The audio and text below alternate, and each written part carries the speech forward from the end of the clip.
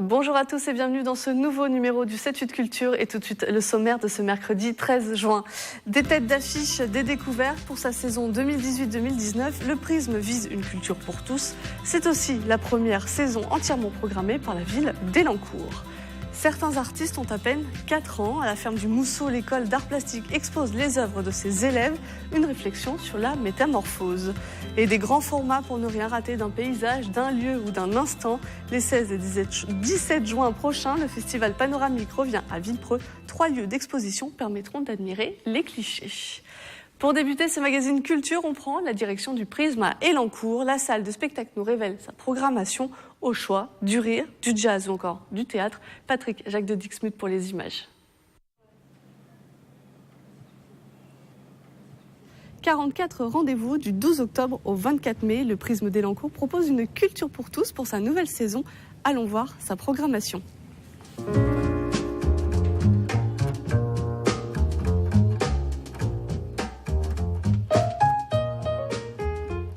Virginie Marson, bonjour. Bonjour. Alors, vous êtes la nouvelle directrice du Prisme et pour cette saison 2018-2019, c'est assez éclectique. Il y a de tout. Du théâtre, des concerts. Dans la continuité du travail réalisé au Prisme depuis des années, on est sur une programmation qui propose à la fois du théâtre, de la musique, de la danse, pour toutes les tranches d'âge et tous les publics. La culture pour tous. Tout à fait. C'est de toute façon le credo de cette nouvelle programmation et puis plus largement le projet aussi tel qu'il a été imaginé dès le départ. On est dans cette continuité de travail. Alors chez vous, la saison débute le 12 octobre et c'est un duo qui monte. Oui. Elles reviennent d'une tournée de 2 ans à l'international. IBI, ce sont 2 sœurs à la musique très métissée. Oui, IBI, 2 sœurs jumelles, puisqu'IBI signifie également jumelles. En langue yoruba, qui est la langue en fait des esclaves noirs déplacés à Cuba. Ce sont les 2 filles d'un percussionniste du Buena Vista Social Club, un pédigré intéressant. Et en fait, elles ont connu une carrière assez fulgurante. Premier album en 2015, une tournée mondiale, des parrainages comme Prince.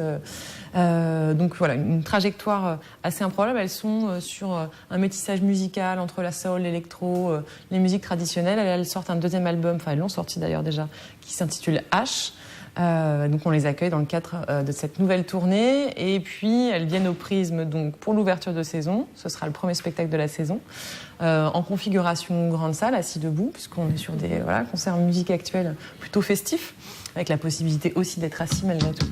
Come to river, I will come to river, I will come to river.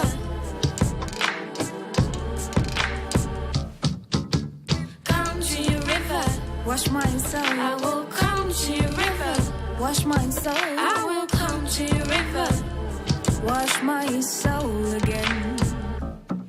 Alors votre programmation, il y a aussi des têtes d'affiche. On ne pourra pas toutes les citer. General Electric, Éric Métayer, Lionel Astier, Frédéric Bourali, qu'on connaît surtout sur une série. Oui. Manu Payette, Arthur H, c'est pareil. On ouvre large. Oui, on ouvre large et dans tous les champs artistiques, puisque à la fois en musique actuelle, on vient de l'évoquer avec IBI. Arthur H, je pense que beaucoup le connaissent, avec un 10e album qui est assez merveilleux, qui s'intitule Amour Chien Fou. Double album dédié à l'amour sous toutes ses formes. On l'accueillera également donc la saison prochaine. J'ai plus tout à fait les dates en tête, mais voilà, vous avez la magnifique plaquette. Exactement. Arthur H, dans le champ du théâtre, donc vous l'avez cité, Éric Métayer, la leçon de danse, mais aussi Éric Métayer, André Bescon. André Bescon, voilà. Ils ont fait très beau Les Chatouilles. Les Chatouilles, au préalable, qui était une adaptation un peu du parcours d'André Bescon. Et puis là, on est dans un registre très différent, une comédie romantique sensible, une ode à l'humanité, 2 personnalités complètement improbables qui vont se croiser, une danseuse blessée, un scientifique autiste qui ne supporte pas qu'on le touche, et puis ils vont se croiser pour une leçon de danse, et de ça va naître une relation assez incroyable pour ce spectacle. Et puis après, dans le champ de l'humour, effectivement, une programmation très variée avec des grands noms du One Man Show, François-Xavier de Maison, Manu Payette, et Alex Vizorek. Chroniqueur lui à France Inter, et qui parle de la culture. Qui parle de la culture. Alex Vizorek est une œuvre d'art qui propose du coup à la fois de vous cultiver tout en vous en passer un agréable moment. Ce sont des œuvres résolument contemporaines d'aujourd'hui et on va plus loin parce qu'il y a des classiques revisités comme Le Misanthrope. Chez vous, c'est le 20 novembre. Voilà, alors un misanthrope versus ou version, alors là en l'occurrence c'est version politique. Alors c'est aussi, vous le disiez, les classiques, là on est sur du Molière, qui se prête très souvent en fait à une recontextualisation dans le monde contemporain. Ce sont des textes d'une extrême modernité en fait, et c'est le cas avec ce misanthrope qui s'adapte particulièrement bien. Ça se passe dans un cabinet politique. Auprès d'un... l'action se situe, il y a eu un changement de ministre, et puis voilà, tout l'aéropage du personnel qui est en train d'évoluer, les conflits d'intérêts, et puis notre Alceste au milieu de tout ça, qui est absolument tiraillé par son souci d'intransigeance, de droitesse, d'honnêteté. Donc tous les ingrédients sont réunis pour refaire vivre ce texte de Molière dans une époque très contemporaine. On aura aussi un mentor de Corneille, là c'est un texte un peu moins connu, ça fait pas partie des plus montés de l'auteur. Les grands classiques. Mise en scène de Julia Lydie, une relecture très vitaminée, aussi transposée avec des éléments en tout cas qui sont du monde contemporain et à la fois pas. On est sur des choses qui se croisent, l'époque se mêle. Et puis on y parle du mensonge et de l'utilisation du mensonge, notamment dans une société qui ne dure que par l'image, avec une mise en scène et une scénographie assez incroyable. Tout un jeu de miroir au plateau, c'est un très joli spectacle. On a commencé avec de la musique, on va refaire un petit mot sur la musique parce que le prisme aussi c'est le jazz. Oui. Il y a des rendez-vous, c'est pas oublié, les happy hours et les piano bars. Toujours le petit instant aussi avant les spectacles. Il y a effectivement un très grand nombre de rendez-vous dédiés au jazz sous toutes ses formes, toutes ses couleurs, parce que ça fait partie des esthétiques musicales qui sont extrêmement ouvertes sur différents courants. Et puis nous, on a différents formats aussi pour permettre aux spectateurs de vivre ces moments-là. Les happy hours, tous les jeudis, en dehors des vacances scolaires, avec une programmation. Alors là, je vais parler de Vincent Touchard, qui est notre directeur artistique pour la programmation de jazz, qui, en tout cas sur tous ces petits formats-là, qui sélectionne des groupes issus de divers horizons et avec des sensibilités artistiques différentes. Donc ça, c'est tous les jeudis. Vous pouvez boire un coup, grignoter quelque chose au bar du théâtre tout en appréciant une programmation qui change toutes les semaines. Voilà, les piano-bars qui sont eux posés avant les représentations de spectacles. Donc là, avec un groupe résident dont Vincent fait partie. On est plus du coup sur une ambiance musicale fort appréciable. Des jazz passion, il y en a 4 dans l'année. Et Vincent a travaillé cette année autour de la thématique du métissage. Donc vous découvrirez sur ces 4 rendez-vous musicaux qui sont en petite salle. C'est pareil, du coup, toute la pluralité, la richesse de ce que le jazz peut avoir à offrir. Et puis en grande salle, des têtes d'affiche, Émile Parisien, Vincent Perani. Donc il y aura de quoi satisfaire les oreilles les plus exigeantes. On a donné beaucoup de rendez-vous, mais est-ce qu'il y a un spectacle à ne pas rater ? Votre coup de cœur peut-être, votre coup de pouce. Oui, c'est vrai que, et c'est notamment eux qui ont fait la mise en espace de la soirée de présentation de saison hier, la compagnie Teknaï, avec qui j'ai un attachement particulier puisque je les connais bien, avec le spectacle Sosie. On est un peu dans l'écriture de l'émission Striptease, pour ceux qui s'en souviennent, où on dresse qui dressait des portraits de personnages assez improbables, atypiques. Puis là, c'est un trio, donc pour ce spectacle, un trio de personnages qui se réunit pour créer un spectacle de sosie. Michel Berger, Céline Dion et Francis Cabrel. Et le spectacle repose en fait sur l'équilibre entre du cynisme, beaucoup d'humour noir et puis une vraie sensibilité, c'est-à-dire que passer la première approche qu'on peut avoir, où on peut être tenté de vraiment rire de ces personnages-là, il y a une sensibilité qui est offerte à découvrir. C'est un très joli spectacle, vraiment en écriture contemporaine, écriture collective au plateau. Poney. Merci Virginie Marson. Alors pour découvrir toute la programmation et réserver vos billets, direction kiosque.ski.fr. Et cette saison est la première programmée par la ville d'Elancourt depuis le 1er janvier. La commune gère l'équipement La Maison pour tous, qui comprend notamment la salle de spectacle. Des précisions avec Laurent Mazori, maire adjoint en charge de la culture. C'est une première dans la continuité, puisque la volonté de la ville d'Elancourt, ça a été bien entendu de maintenir l'offre culturelle et la programmation dans sa philosophie telle qu'elle existait depuis des années avec succès, mais de venir y rajouter un ensemble de nouveaux éléments plus ouverts, j'allais dire d'une programmation passerelle, de façon à faire que cela réponde à plus d'attentes d'un nouveau public et que de nouveaux clients élancourtois, consommateurs de culture, passionnés de culture, aient le courage de pousser la porte du prisme. Être spectateur et artiste pendant une année scolaire. 13 classes saint-quentinoises ont participé à la 19e édition de Danse à l'école, un parcours d'éducation artistique et culturelle piloté par le Prisme et Saint-Quentin en Yvelines. Samedi 9 juin, ils ont restitué leur travail. Les images sont signées Nicolas Dandry.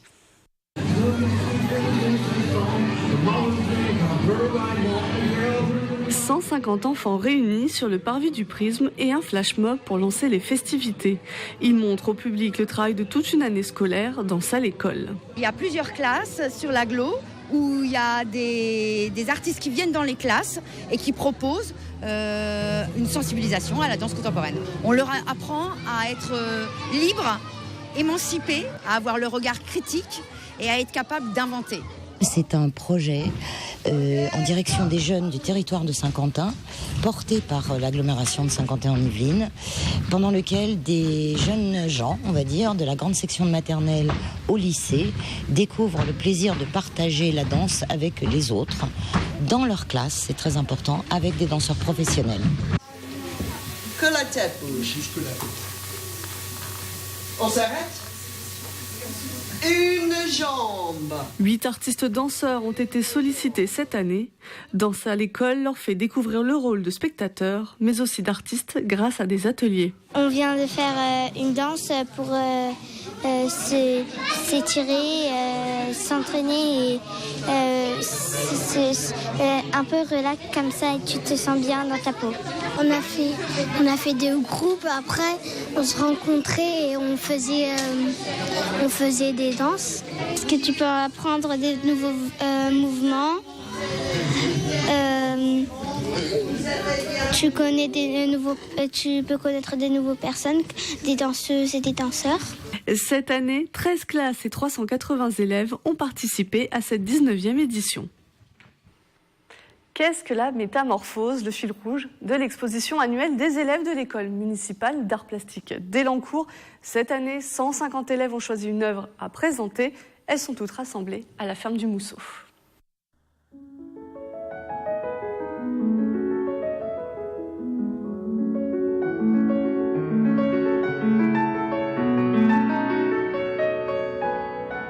Sortir de l'atelier, de l'enseignement, exposer son œuvre au regard de l'autre. Avec Graines d'artistes, les élèves de l'école municipale d'art plastique présentent une création réalisée au cours de l'année. Globalement, le travail qu'ils choisissent, c'est un travail quand même que eux estiment assez abouti. Et justement, cette question de l'aboutissement, c'est quelque chose qu'on travaille aussi avec les élèves, que les enseignants travaillent avec les élèves. C'est-à-dire, c'est aussi le regard, apprendre à l'élève à regarder son travail. Sculpture, peinture, dessin et art plastique, plus de 150 œuvres autour d'un même thème, celui de la métamorphose. Une transformation de matière, d'objets, d'époque, pour tromper l'œil du spectateur. L'idée avec ce fil rouge de la métamorphose, c'est de proposer un cadre d'action qui leur permette de s'exprimer sur la notion de transformation. Évidemment, la métamorphose en art plastique, c'est assez courant. C'est quelque chose qu'on pratique de manière assez naturelle puisqu'on est déjà dans la transformation de la matière. La métamorphose, elle est d'une part dans l'intention de l'artiste, dans l'intention de celui qui pratique, mais elle peut être aussi dans le regard de celui qui voit le travail. Graines d'artistes est comme une rétrospective de l'année écoulée, un premier pas sous les projecteurs pour ces artistes dont les plus jeunes ont seulement 4 ans. Ils seront près de 300 sur scène. Ces Saint-Quentinois forment le cœur des enfants des écoles de Saint-Quentin en Yvelines. Ils vont vous emmener en voyage à travers les siècles et les pays pour vous parler d'opéra. La création est signée Pierre Calmelet. Le projet est porté par l'association de promotion de la musique classique. Un mot avec Hervé Farge, le président de la PMSQ. Le but, c'est que chaque enfant aille le plus haut possible de ce qu'il est capable de faire et ensuite de le faire ensemble entre les enfants de Trappes, là pour cette année, Trappes, La Verrière, Élancourt, Montigny. C'est-à-dire qu'il est important qu'ils soient ensemble. C'est un côté lien social. On a choisi les plus grands airs des grands opéras. C'est quelque chose de fou. Et vous verrez, au moment du spectacle, ils sont capables de le faire. On continue ce magazine avec notre invité, Gilles Fay, bonjour. Bonjour. Alors vous êtes le responsable communication du Villepreux Images Pixel et les 16 et 17 juin prochains, vous proposez un festival autour de la photographie panoramique. Voilà, donc ce week-end, en fait, c'est le 3e festival de la photo panoramique à Villepreux, puisque le premier festival a eu lieu en 2014, ensuite en 2016, on le fait tous les 2 ans, c'est une grosse organisation. Et donc là, on va présenter dans 3 salles dans Villepreux plus de 140 photos panoramiques. Alors pourquoi la photographie panoramique déjà ? Alors en fait, la photo panoramique, déjà, ça nous oblige à les imprimer. Parce que c'est vrai que maintenant, avec les téléphones, les smartphones, les petits compacts, beaucoup de gens prennent des photos, soit ne les regardent pas, soit les mettent sur leur ordinateur, soit les mettent évidemment sur les réseaux sociaux. Mais l'avantage du panoramique, pour que ça soit vraiment intéressant, il faut l'imprimer. Et c'est vrai que la photographie, avant tout, c'est une impression, puisqu'une photographie, quand elle est imprimée sur un beau papier, donne un autre piqué, comme on dit, au niveau de la photo. Donc on a, pour votre information, on a par exemple une photo qui va faire plus de 7 mètres, et la plus petite fera 60 cm. Et en termes de technique, c'est un style qui demande une connaissance particulière, un matériel spécifique ou pas du tout ? Alors, c'est juste un peu de savoir-faire. Alors un petit peu de savoir-faire, oui, puisque bien sûr, quand on parle de photo panoramique, c'est pas la touche panoramique, vous savez, avec le smartphone où on balaye. On se déplace. Ce qui est déjà un début, c'est très très bien. Mais là, en fait, l'intérêt de la photo panoramique, c'est qu'on va assembler. En fait, on va prendre plusieurs photos sur un paysage ou autre, des animaux dans la forêt, peu importe. Et donc, en fait, on va assembler toutes ces photos de façon à avoir déjà beaucoup plus de pixels, donc une définition beaucoup plus grande. Et quand on l'imprime, on peut voir les détails beaucoup plus en détail. Et donc, il faut chercher aussi, ça attire l'œil pour voir les petits détails qu'aurait vu le photographe et vous les mettre en avant. Voilà. D'ailleurs, il y a une photo qui sera exposée qui s'appelle « Où est Gilou ?» Je ne vous donne pas l'auteur, je vous devinerai. Où est Gilou ? Puisqu'en fait, c'est une photo qui a été prise sur une plage en Hollande. Et donc, on peut aller chercher justement tous ceux qui sont sur la plage. C'est très intéressant. Alors, les photographies qui sont présentées sont notamment celles d'un concours. Elles ne sont pas affichées par hasard. Alors, effectivement, on a eu plus de 200 inscriptions à notre concours qui a démarré déjà en décembre à peu près, décembre-janvier. Et donc, il y a eu une première sélection par un jury. Et donc, on a sélectionné des finalistes qui auront la joie d'être exposés donc, sur nos 3 salles. On en reparlera tout à l'heure. Et pourront repartir, puisqu'on a imprimé leurs photos, et pourront repartir avec leurs photos. Donc, il y a 2 jugements. Il y a une première sélection, on a sélectionné les 20 premiers. Donc il y a environ 60 photos, un petit peu moins de 60 photos, puisqu'il y a plusieurs catégories. Il y a une catégorie nature, une catégorie libre pour les adultes, et on a une catégorie jeune.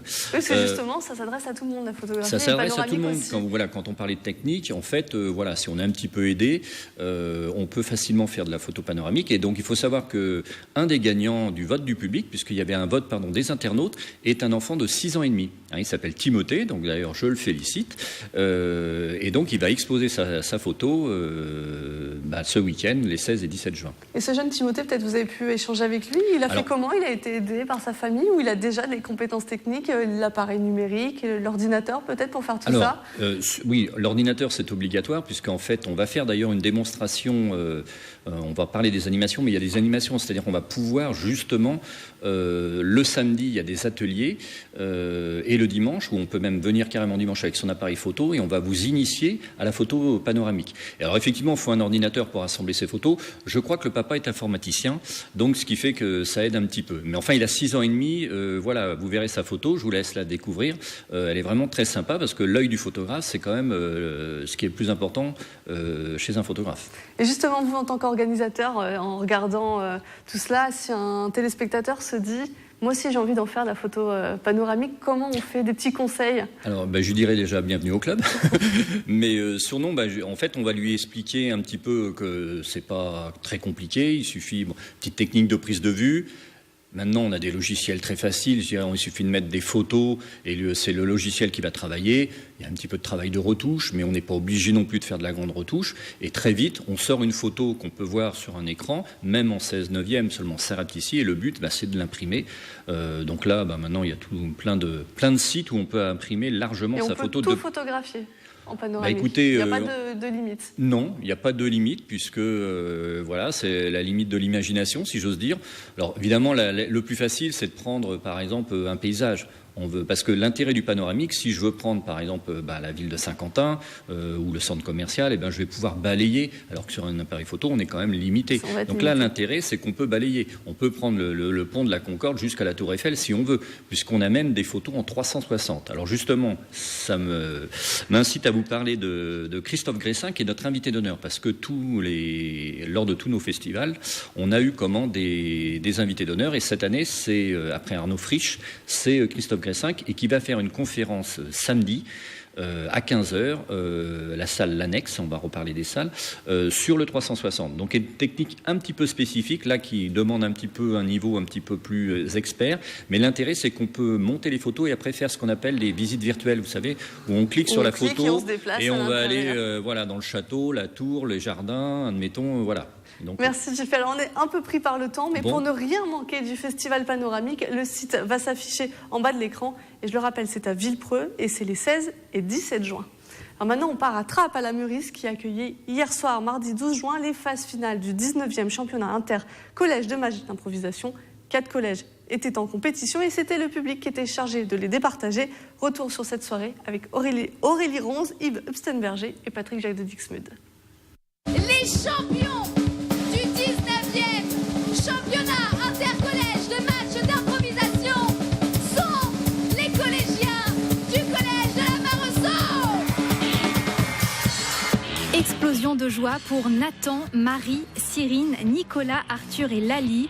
Ce sont ces collégiens de Coignières qui ont été désignés par le public de la Meurice pour remporter le trophée de cette 19e édition du SICMIT organisée par Déclic Théâtre. Une année de travail récompensée. On n'arrive pas à y croire, première année, on gagne la première fois, du coup c'est super et je ne sais pas comment expliquer l'enthousiasme, c'est génial. Gang des femmes à barbe ou encore un navire sans avenir. Durant la soirée, 4 collèges de Trappes, Elancourt, Montigny-le-Bretonneux et Coignières se sont affrontés sur ces thèmes d'improvisation. C'est mon gang. Donc, quel gang? Le gang des femmes à barbe, voilà, arrête la barbe. À chaque fois, je fais des petits regarde, c'est un pur secret. Pour ces phases finales, quelques règles à respecter comme la construction de l'histoire et le respect de la langue française. À la fin de chaque passage, le public donne son verdict. Pour sa première participation, le collège La Mare au Sol a remporté tous les suffrages. Ils viennent là avec juste la folie du jeu et en fait, du coup, ils sont complètement détachés de l'enjeu. Et c'est ça qui a fait la différence.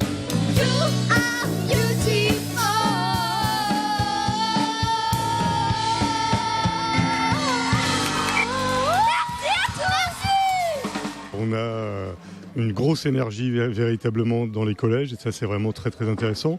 Et au-delà de cette énergie, il y a de la créativité, de l'imaginaire. Cette année, le championnat intercollège d'improvisation théâtrale a réuni 15 établissements de Saint-Quentin en Yvelines. Une participation record qui pourrait bien augmenter pour la prochaine édition.